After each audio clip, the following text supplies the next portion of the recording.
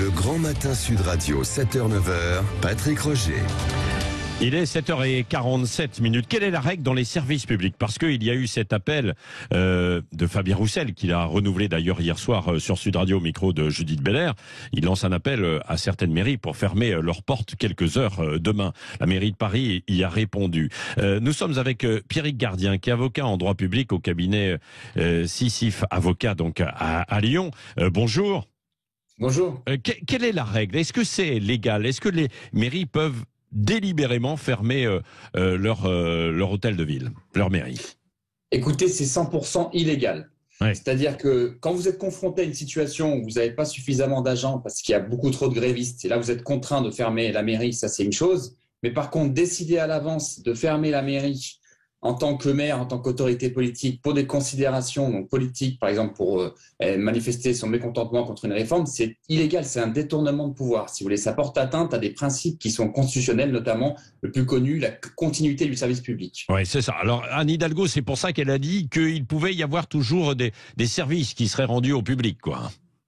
Oui, voilà, je pense qu'elle a considéré que certains services essentiels comme l'état civil, etc., pouvaient rester ouverts. Mais la règle n'est pas celle-là. Si vous voulez, il y a une continuité du service public. Donc, on décide, bien sûr, une mairie, c'est pas ouvert 24/24, 7 jours sur 7. Hein, mais on décide des périodes utiles de fonctionnement, donc la journée jusqu'à 18h, etc. Et pendant ces périodes utiles, vous pouvez pas fermer la mairie. Un usager ne peut pas se présenter, on ne peut pas lui dire non, aujourd'hui la mairie est fermée. La continuité du service public, il fait obstacle. Donc ça, c'est quelque chose qui est vraiment important. Oui, mais Pierrick Gardien, que se passe-t-il si tous les agents d'un service public, justement, d'une école, d'un commissariat, par exemple, décident de faire grève? Ah voilà, là c'est pas pareil, parce que là c'est pas le maire ou le chef de service qui va décider de fermer, c'est qu'il est mis devant une situation de fait.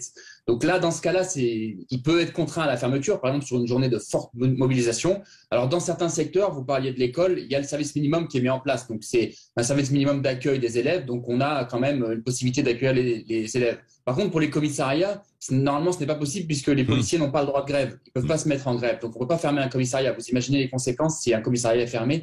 On ne peut pas prendre les plaintes des personnes, etc. C'est trop dangereux. Donc il y a des services où la grève est interdite, comme l'armée, les CRS, la police, etc.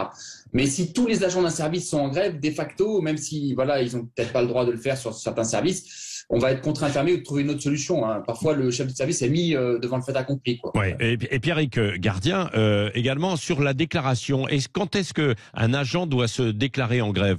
Il n'est pas obligé de le faire la veille, quoi. Il peut simplement, le matin même, ne pas venir. Non? Oui, alors en fait, ça dépend. Il y a des préavis de grève, mais ça, c'est l'organisation syndicale, c'est 5 jours avant. Ouais. Ensuite, pour ce qui est des agents individuellement, ils ne sont pas obligés de se dire grévistes à l'avance. Sauf dans certains secteurs, comme les transports publics et l'école, où là, c'est 2 jours avant. Ouais. Mais c'est très particulier parce qu'il y a des lois qui ont été prises en 2007-2008. Mais sinon, dans les autres services publics, ça peut être au dernier moment. Donc, c'est vrai que ça peut désorganiser le service. Oui, complètement. Mais c'est pas la même chose quand c'est vraiment quand c'est le maire qui dit « je ferme la mairie », ça c'est illégal 100%. Oui.